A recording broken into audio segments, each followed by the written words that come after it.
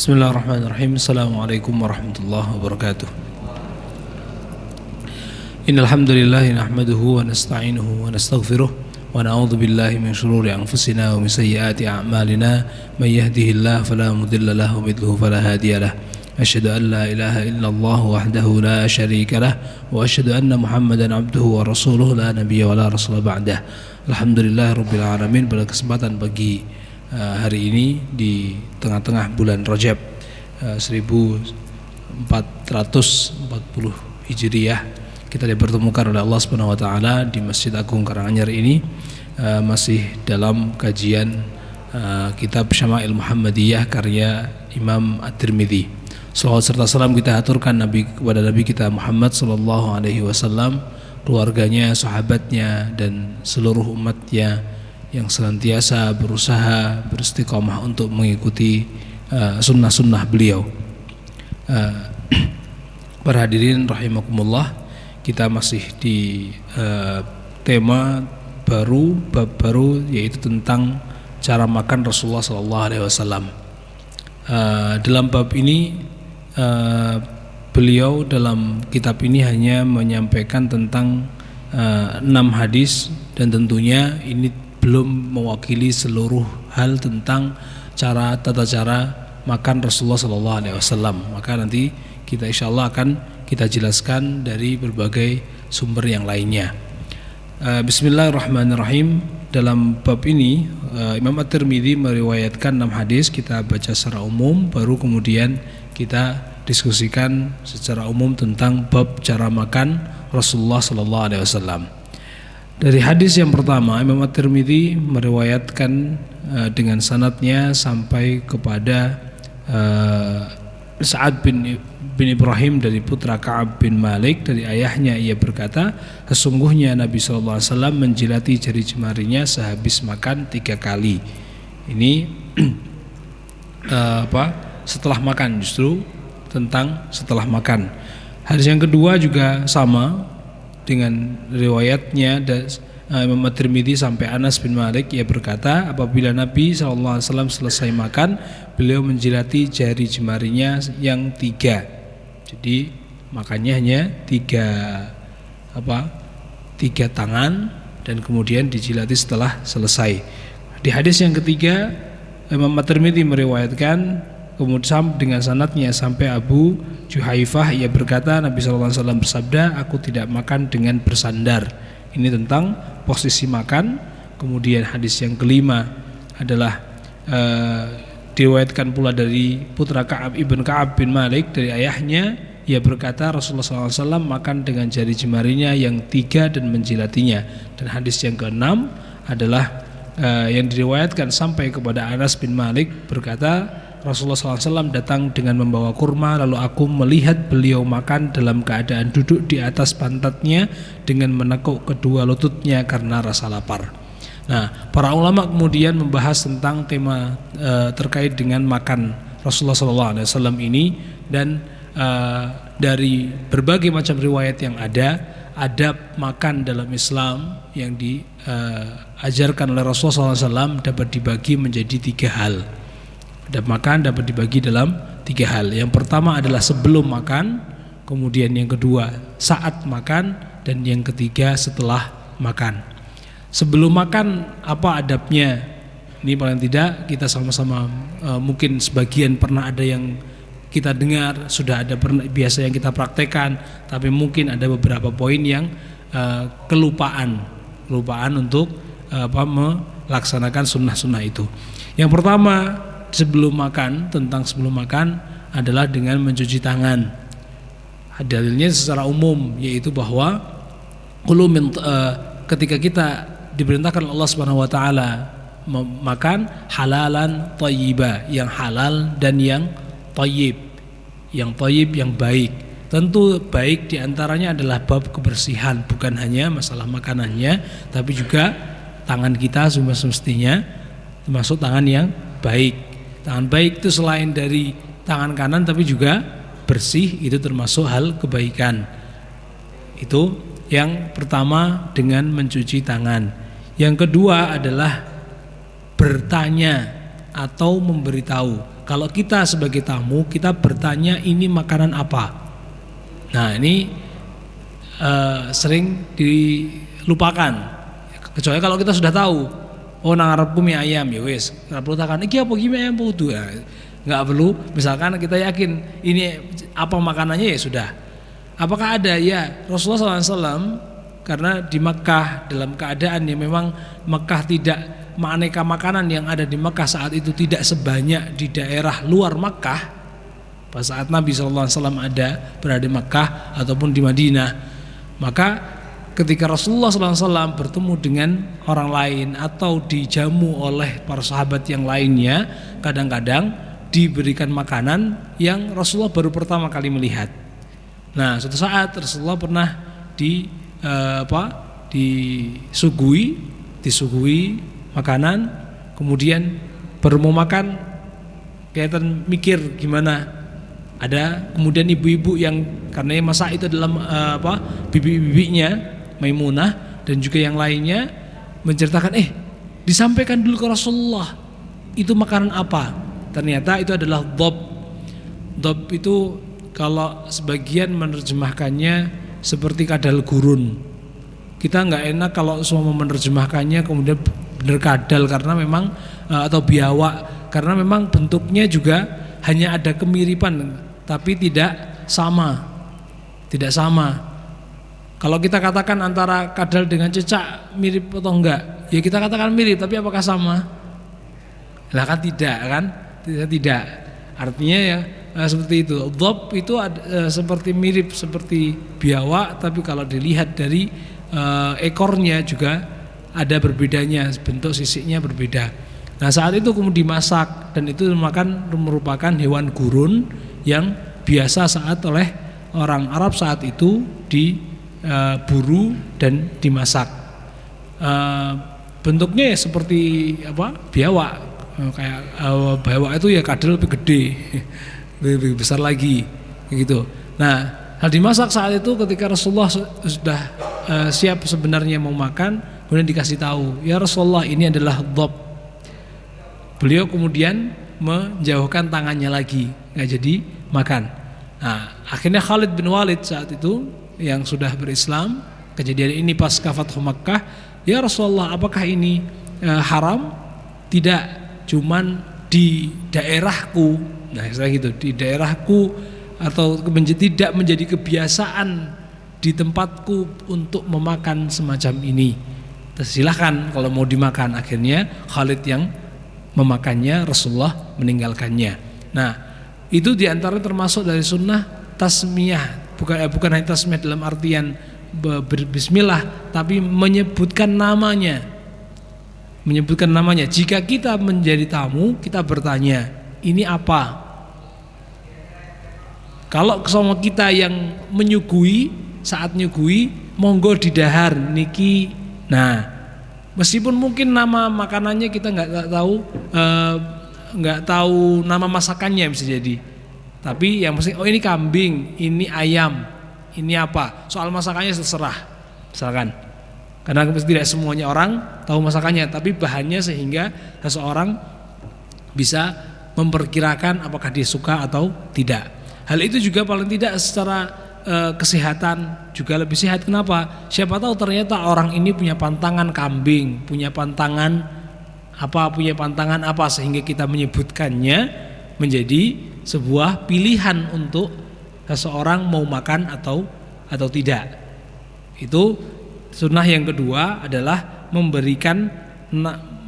memberitahu atau mencari tahu apa jenis makanan yang sedang ada di hadapan kita.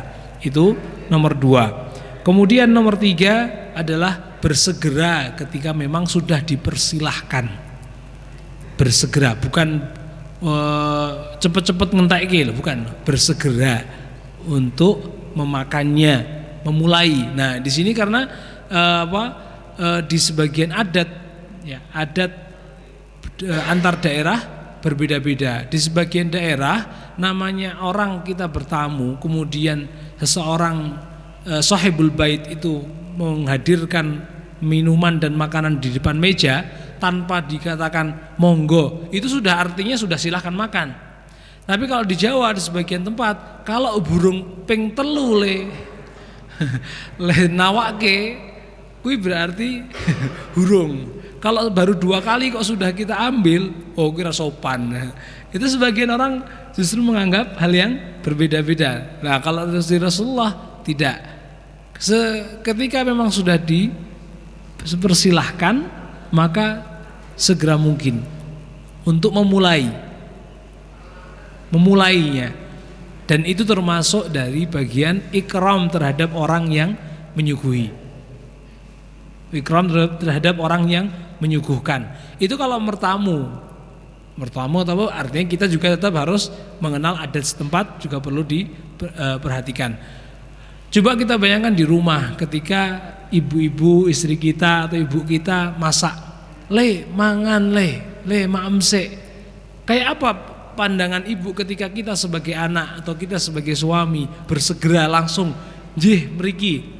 Tentu hal yang sangat menggembirakan bagi yang sudah menyiapkan. Sing tak masak bener langsung di maem. Nah, itu diantara termasuk hal ikram terhadap seseorang yang telah menyiapkan. Itu baru yang keempat adalah tasmiyah dalam artian membaca basmalah sebelum makan. 4 hal itu merupakan masuk adab sebelum seseorang makan. Di hal sebelum makan ada 4. Tadi cuci tangan, kemudian mencari tahu atau menyebutkan apa jenis makanan yang sedang akan kita makan ini. Kemudian yang ketiga bersegera ketika memang sudah disiapkan, sudah dipersilahkan. Kemudian yang keempat membaca basmalah. Adab yang kedua adalah adab saat makan. Adab saat makan yang pertama adalah dengan tangan kanan. Dengan tangan kanan. Dalam bab ini Rasulullah SAW bersabda, la ya'kulanna ahadun minkum bishimalihi wa la yashrabanna biha fa inna syaitana ya'kulu bishimalihi wa yashrabu biha, rawahu Muslim. Janganlah sekali-kali seseorang di antara kalian makan dengan tangan kirinya, juga jangan minum dengan tangan kirinya, karena sesungguhnya setan itu makan dan minum dengan tangan kirinya. Itu adalah hadis riwayat Muslim. Ini masalah makanan untuk kita makan dengan tangan kanan kita. Kemudian di hadis yang lain ketika Rasulullah makan di rumah salah satu istrinya yaitu Ummu Salamah. Ummu Salamah beliau janda, beliau sudah punya putra-putra sebelum menikah dengan Rasulullah. Jadi Rasulullah ketika menikah dengan Ummu Salamah itu di rumahnya sudah ada anak kecil.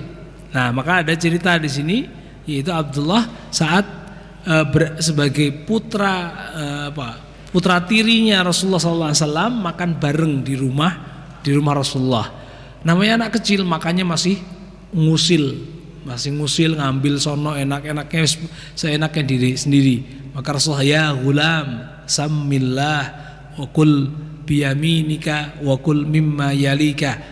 Ya wahai nak, maka bacalah bismillah, makanlah dengan tangan kananmu dan makanlah yang terdekat denganmu.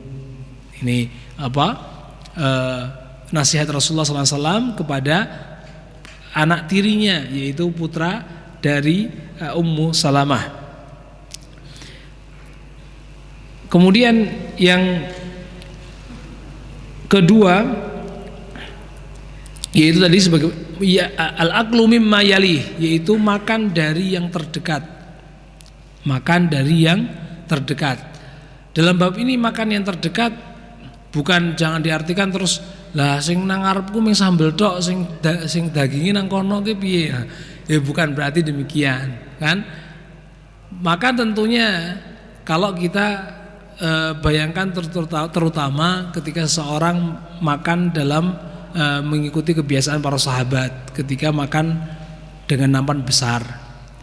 podo ae antara yang di tempat depan kita dengan yang di depannya saudaranya, di depannya sana sama.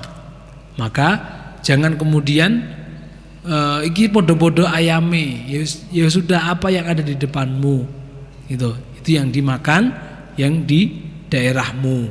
Apa yang mudah yang di sekitar Anda itulah yang dimakan.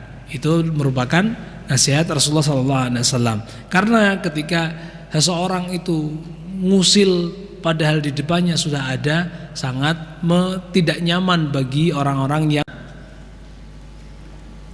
Dan adab makan secara umum yang disebutkan oleh Imam At-Tirmidzi dan juga tambahan dari beberapa yang lainnya. Bab yang setelahnya yaitu jenis roti yang dimakan Rasulullah SAW. Jenis roti yang dimakan Rasulullah SAW. Ada 8 hadis disebutkan di sini.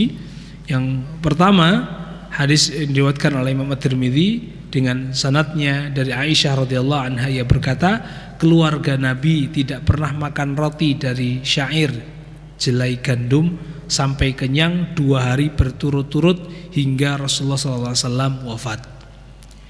Hadis yang kedua diriwayatkan Imam At-Tirmidzi dengan sanadnya sampai Abu Umamah berkata, tidak ada makanan keluarga Rasulullah SAW yang lebih baik dari roti dari syair. Kemudian hadis yang ketiga yang diriwayatkan sampai kepada Ibnu Abbas, ia berkata Rasulullah SAW pernah tidur beberapa malam secara berturut-turut dalam keadaan perut kosong dan keluarganya tidak mendapati makan malam, dan roti mereka yang paling banyak adalah roti dari syair. Syair itu adalah salah satu jenis gandum. Kalau kita membayangkan gandum ki gandum yang ngono kuwi, gitu kan. Kalau di Arab karena memang mereka makanannya gandum, dari berbagai macam jenis gandum itu ada namanya sendiri-sendiri. Syair termasuk gandum yang kasar. Gandum yang kasar. Nah, kalau kita kan ada jenis beras yang sangat banyak. Kita tahu nampat, yang ini rojo lele, yang ini apa. Ada jenis ketan yang jenis berbagai macamnya. Nah, di Arab pun juga jenis gandum sangat banyak dan syair termasuk yang jenis gandum kasar. Hadis yang berikutnya diriwayatkan dari Sahal bin Sa'ad bahwasanya pernah ditanya kepadanya, apakah Rasulullah SAW pernah memakan naki gandum putih halus? Maka Sahal pun menjawab, Rasulullah tidak pernah melihat naki hingga bertemu Allah. Kemudian dikatakan kepadanya, apakah kalian memiliki ayakan atau tapis di masa Rasulullah SAW? Sahal menjawab, kami dulu tidak memiliki ayakan atau tapis. Dikatakan kepadanya, lalu apa yang kalian perbuat dengan gandum tersebut? Sahal menjawab, kami meniupnya hingga beterbangan, lalu kami basahi, setelah itu kami jadikan adonan. Ini kita bayangkan bagaimana semacam itu Rasulullah SAW. Ora di ayai ya wis teko sak apa anane dimakan. Dari hadis yang keempat atau kelima ini diriwayatkan dari Anas bin Malik, yang berkata Rasulullah SAW tidak pernah makan dengan khiwan atau meja, tidak pula dengan suku rujah atau piring, dan beliau tidak pernah dibuatkan roti yang renyah. Maka aku pun berkata kepada Qatadah, lantas dengan apa mereka makan? Qatadah menjawab, dengan menggunakan sufar, piring yang terbuat dari kulit. Piring yang terbuat dari kulit. Itu jenis tempat yang dimakai oleh Rasulullah SAW. Hadis berikutnya dari Masruq, ia berkata, aku menemui Aisyah, lalu dia memanggilku untuk makan dan berkata, ketika aku kenyang karena makanan lalu ingin menangis, maka saya pun menangis. Aku bertanya kenapa? Dia menjawab, aku teringat kepada keadaan ketika Rasulullah SAW meninggalkan dunia atau wafat. Demi Allah, beliau tidak pernah kenyang dengan roti dan daging dalam sehari sampai 2 kali. Tidak pernah kenyang sampai 2 kali dalam sehari. 2 hari berturut-turut juga tidak pernah. Dari Aisyah radhiyallahu anha ia berkata Rasulullah tidak pernah kenyang makan roti dari syair atau jelai gandum selama 2 hari berturut-turut hingga beliau wafat. Dan di hadis yang terakhir dari Anas ia berkata Rasulullah SAW tidak pernah makan di atas meja makan dan tidak juga makan roti yang empuk hingga beliau meninggal. Ini kita bayangkan bagaimana keadaan Rasulullah SAW.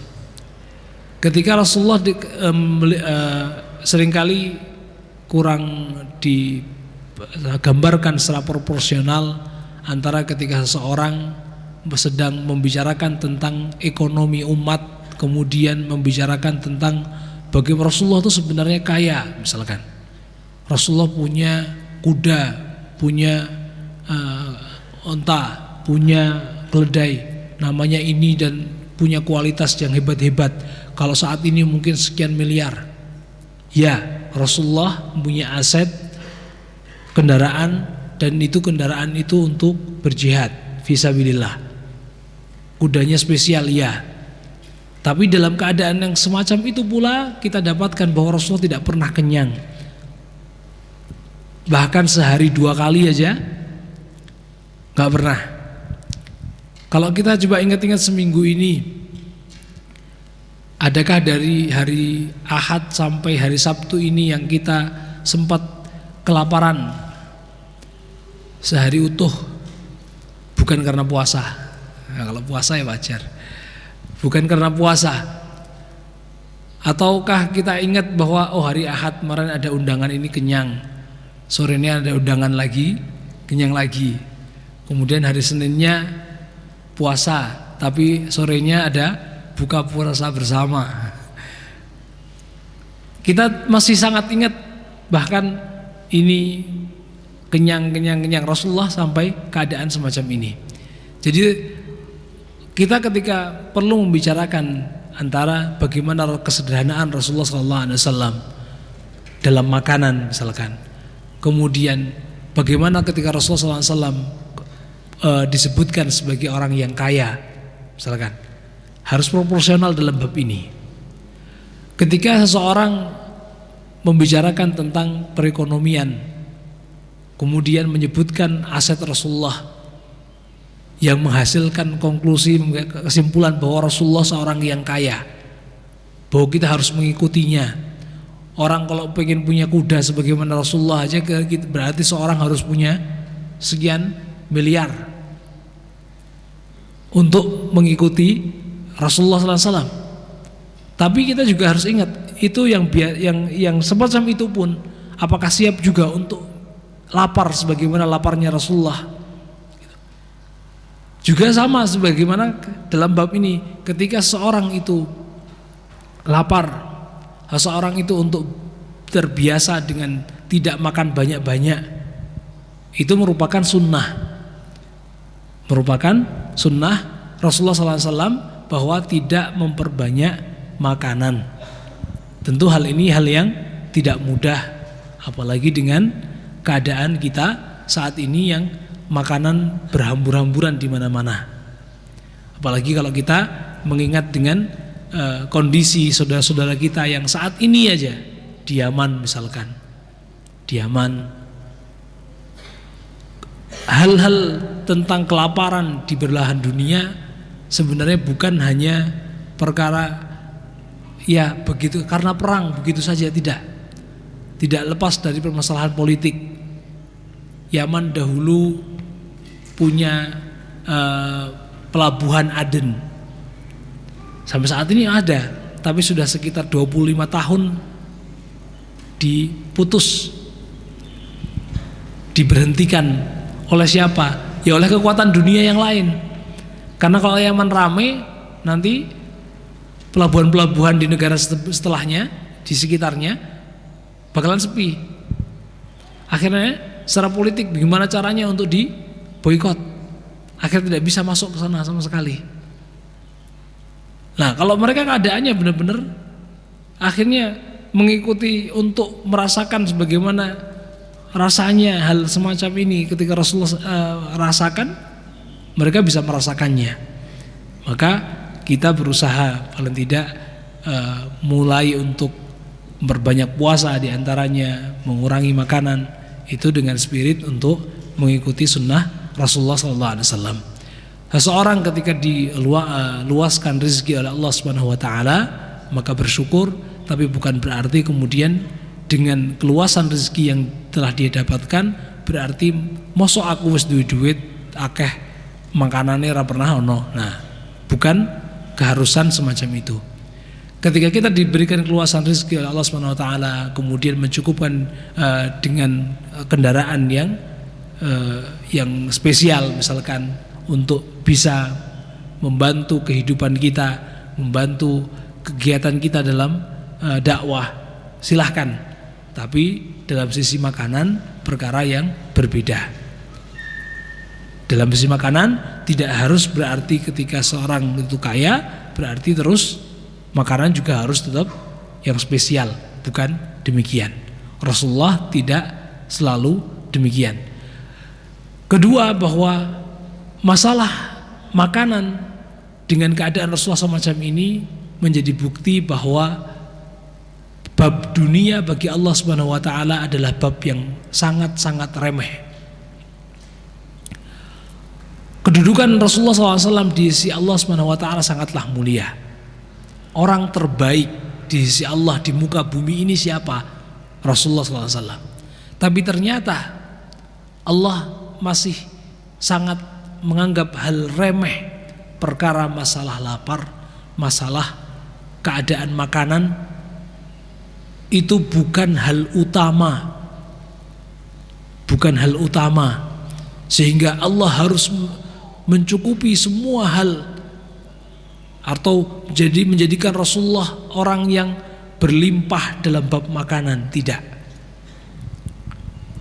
Itu menunjukkan bahwa perkara dunia perkara yang remeh. Perkara dunia perkara hal yang remeh yang Allah perlihatkan kepada kita, yang semestinya kita anggap menjadi hal yang remeh pula. Ini kita mengambil atau meneladani dari Rasulullah Sallallahu Alaihi Wasallam.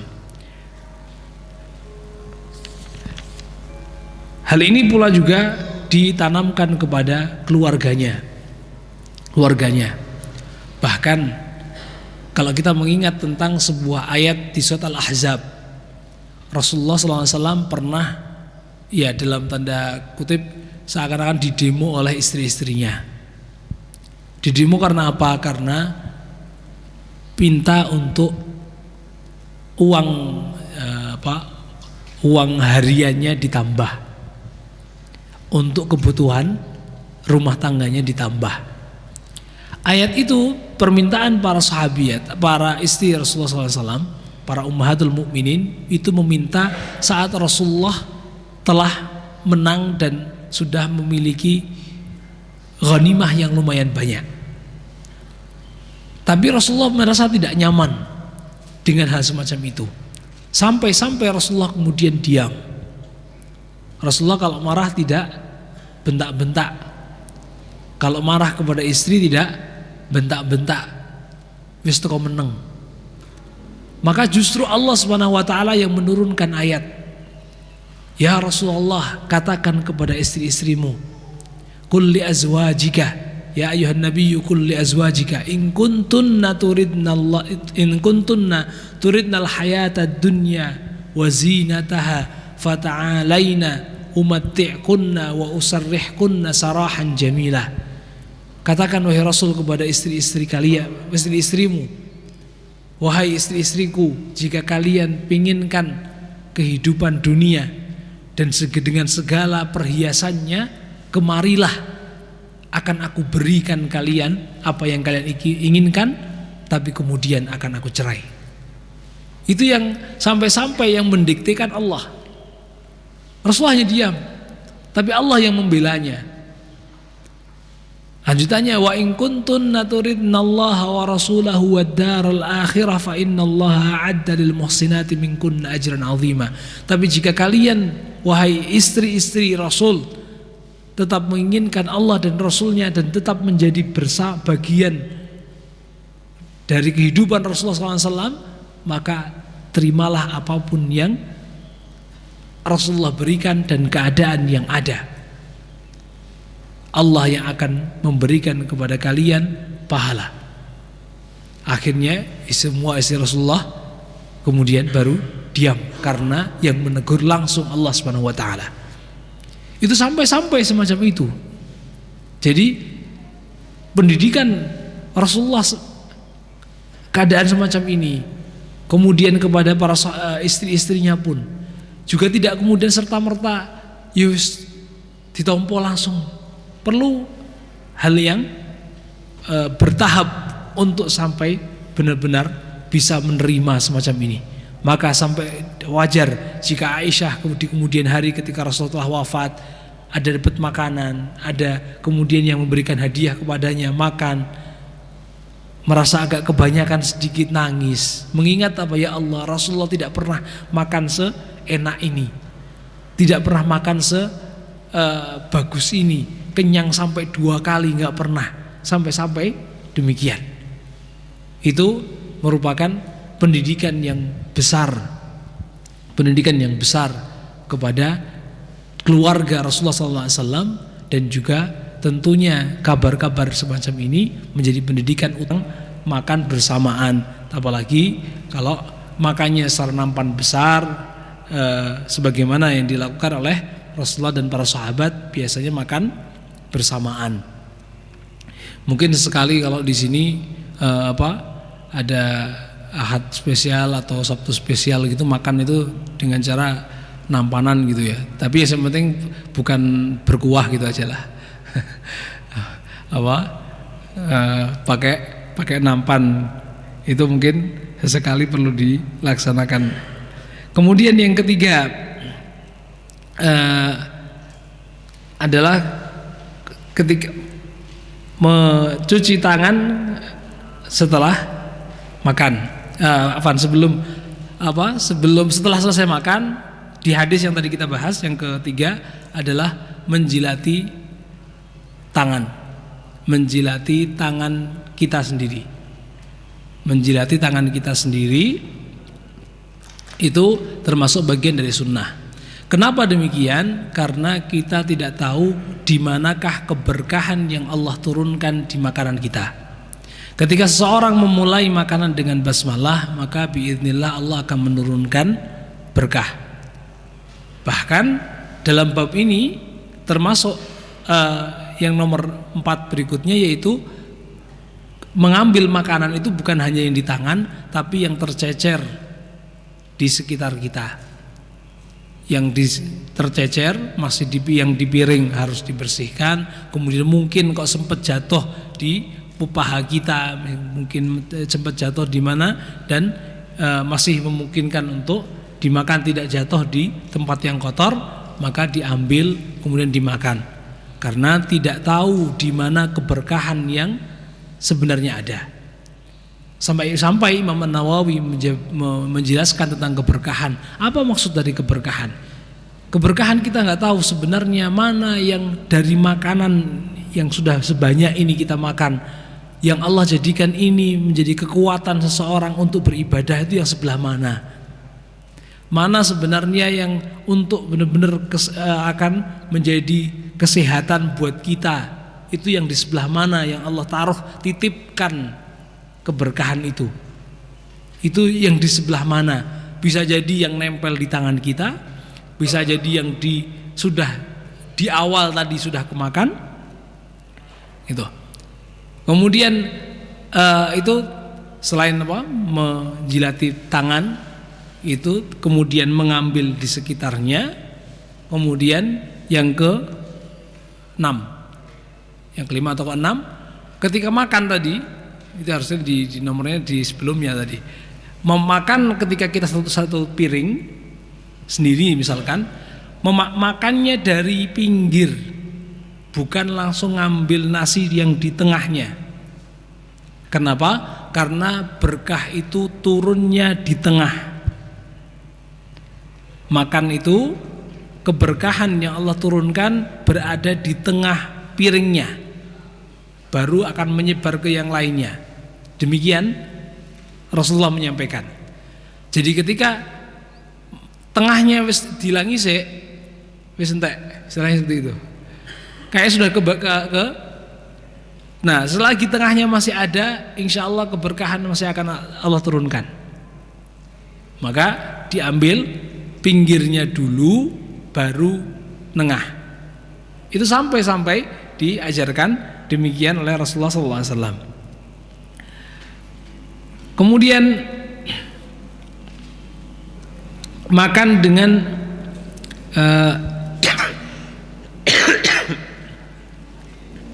makan dengan 3 jari jika makanan yang kita makan itu memungkinkan untuk dipegang. Pas makan kurma ya karena bisa maka 3 jari. Pas makan roti bisa 3 jari, silakan 3 jari. Jika nasi ya apapun yang sebisa kita. Kalau harus 4, harus 5 ya 5. Artinya tidak kita kudu telu terus nasi pun juga harus tetap 3, tidak. Itu tetap disesuaikan dengan makanan yang kita makan. Kalau Rasulullah SAW kebanyakan roti mungkin jadi mudah untuk memegangnya dengan 3 atau dengan kurma dengan 3, maka hal yang wajar. Jika kita dengan nasi tidak memungkinkan dengan 3 ya dengan 5 tetap nggak masalah. Meskipun orang Jepang makan nasi tapi tetap dengan sumpit. Orang ming loro itu pun dengan yang lebih kecil daripada jari kita, itu pun kok masih bisa gitu. Nah, tapi secara intinya bahwa Rasulullah makan dengan 3 jari. Kemudian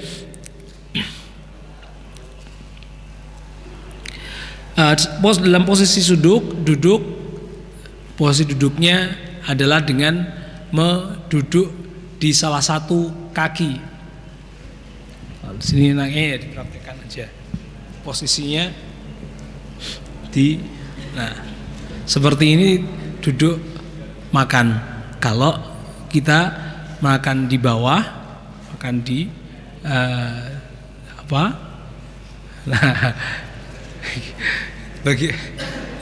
jadi satu kakinya satu paha itu mendekati ke perut, yang satu lagi baru makan seperti itu. Itu juga tidak akan memberikan posisi agar tidak sampai kekenyangan gitu. Tidak berlebihan dalam makan gitu. Tidak berlebihan dalam makan sehingga benar-benar sepertiga untuk makan, sepertiga untuk minum, sepertiga untuk nafas, itu benar-benar bisa dilaksanakan. Nah, kalau kita biasanya kebanyakan sampai kalau full itu kira-kira biasanya nasi kita seberapa? 2/3 itu nasi, 10% hanya air, udah nafasnya ben golek dhewe.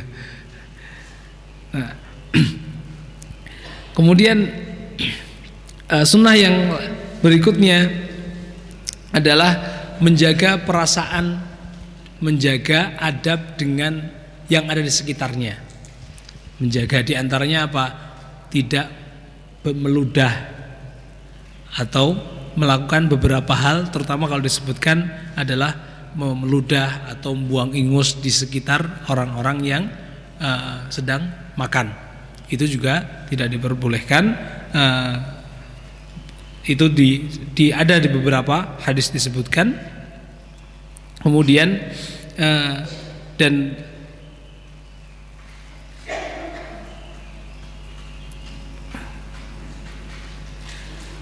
sebuah nomor berikutnya makan dengan berjamaah. Itu sunnahnya, makan dengan berjamaah. Justru sunnahnya dengan nampan besar untuk bersama-sama, itu lebih mendatangkan keberkahan dibandingkan dengan makan sendiri-sendiri. Meskipun apakah boleh makan sendiri, tetap boleh-boleh saja, tapi lebih baik makan secara berjamaah. Dan terakhir saat saat selesai maksudnya masih dalam acara makan, yaitu memastikan bahwa yang kita makan itu bersih. yang kita makan itu bersih. Di sini tidak semua semua budaya, bahkan termasuk budaya Arab bisa menerapkan hal semacam ini. Ini adalah budaya atau adalah adab dalam Islam yang Rasulullah ajarkan. Bukan berarti ketika kita melihat itu orang Arab kok malah kayak gitu, itu sama sekali, baik itu orang Arab, baik itu orang manapun, jika tidak melaksanakan sunnah maka bukan cerminan dari sunnah. Meskipun apapun rasnya, apapun bentuknya, apapun pakaiannya, gitu. Karena menjadi saat ini yang banyak dikritik oleh para masyayikh, bahkan menjadi sebuah adat di sebagian negara-negara kaya di Timur Tengah. Kalau sudah namanya haflah atau walimah, itu ya benar-benar heboh gitu loh. Benar-benar hebohnya apa? Ya nampan besar. Kalau kita nampan besar itu paling hanya 1 ingkung untuk orang berapa? 1 ayam kita untuk orang berapa? 6 atau 8 masih cukup. 10 masih cukup nih. Nah, kalau di Arab berapa? Bisa jadi untuk 2 orang. 1 ayam untuk 2 orang. Kalau orang 6 bisa jadi 1 kambing. 1 kambing baru dikelilingi oleh nasi, nanti kambingnya besar di atas baru untuk makan. Di yang lebih lagi sampai ingkungnya ingkung onta. Bayangkan aja kayak opo terus piye. Tapi kenyataan semacam itu. Sampai ingkungnya ingkung onta untuk dimakan, dan paling hanya untuk berapa orang. Nanti yang kebuang sekian banyaknya. Tentu itu bukan merupakan bagian dari sunnah dan yukhalifus sunnah. Justru menyelisihi sunnah Rasulullah SAW. Kemudian yang bab ketiga, yaitu saat setelah makan,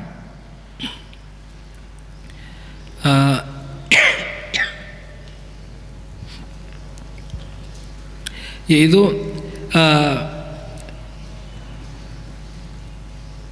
sebentar.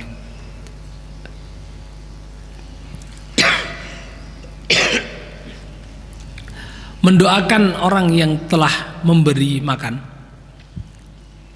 Mendoakan orang yang telah memberi makan, kemudian berdoa sebagaimana doa yang disunnahkan oleh Rasulullah SAW. Ada beberapa doa, tidak hanya 1 redaksi. Biasanya kalau kita mengajarkan, biasa diajarkan di masyarakat kita, alhamdulillahilladzi at'amana wa saqana wa jalana muslimin, itu juga bisa. Kemudian ada di hadis yang lain, termasuk hadis yang doa yang spesial yang bermiripan, alhamdulillahilladzi at'amani atau at'amana wa saqana min ghairi haulin minna wala quwwah, min ghairi haulin minna wala quwwah.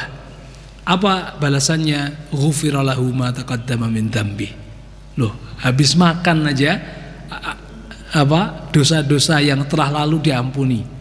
Hanya karena makan, tapi kemudian berdoa, alhamdulillahilladzi at'amana wa saqana min ghairi haulin minna wala quwwah, tanpa ada usaha dan upaya yang murni dari kami, tidak ada. Semua makanan ini datang dari Allah Subhanahu wa taala. Meskipun kita ingat, loh kan sing masak mau bojoku, sing tuku beras aku.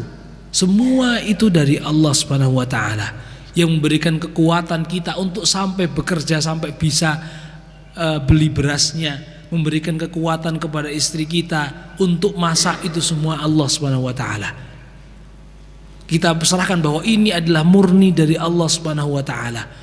Meskipun dalam batin kita, loh aku sing nyembelih ya aku sing. Iya, tapi yang memberikan kekuatan, yang memberikan kemampuan sampai engkau melakukannya, itu pun dari Allah Subhanahu wa taala. Maka ketika seorang berserah diri sampai setelah makan pun semacam itu, Rasulullah bersabda, ghufira lahu ma taqaddama min dzambi. Dosanya diampuni hanya karena pasca makan. Makan aja bisa menjadi sebab tergugurnya dosa-dosa. Itu termasuk dari adab-adab makan dan doa setelah makan itu yang biasanya lebih sering lupa dibandingkan dengan sebelumnya. Kalau sebelumnya bisa jadi lebih sering kita ingat bismillah, tapi setelah makan wis barbar, langsung pergi gitu aja gitu. Dan makan kita lebih sering ingat dengan doa makan, atau mungkin dengan setelahnya ketika kita sarapan, makan siang, kemudian makan malam. Sementara snack sebagaimana yang ada di hadapan bapak-bapak ibu semuanya ini seakan-akan lupa kalau ini dianggap sebagai sebuah makanan. Minuman yang ada gelasan di depan ini seakan-akan dilupakan bahwa ini bagian dari makanan itu.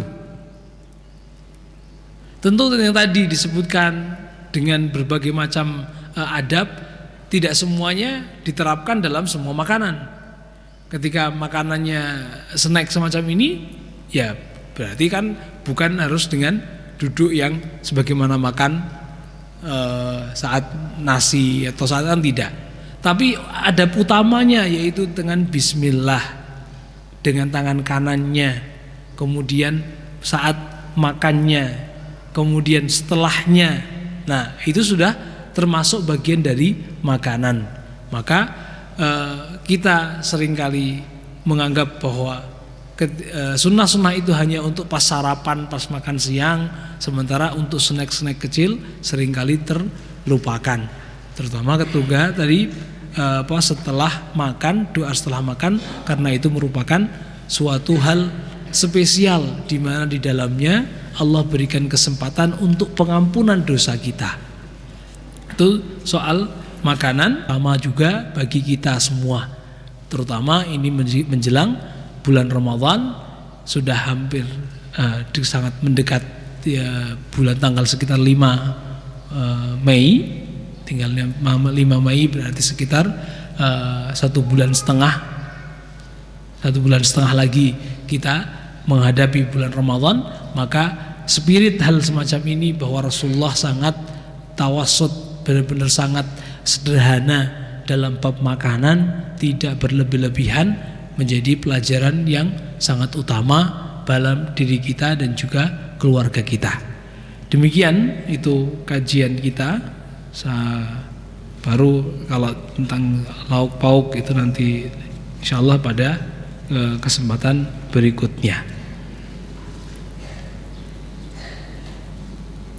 Ya, pada kesempatan berikutnya insyaallah kita akan bahas tentang beberapa jenis-jenis makanan lauk yang dimakan oleh Rasulullah dan keluarganya. Subhanakallahumma wa bihamdika asyhadu an la ilaha illa anta astaghfiruka wa atubu ilaik. Wassalamualaikum warahmatullahi wabarakatuh.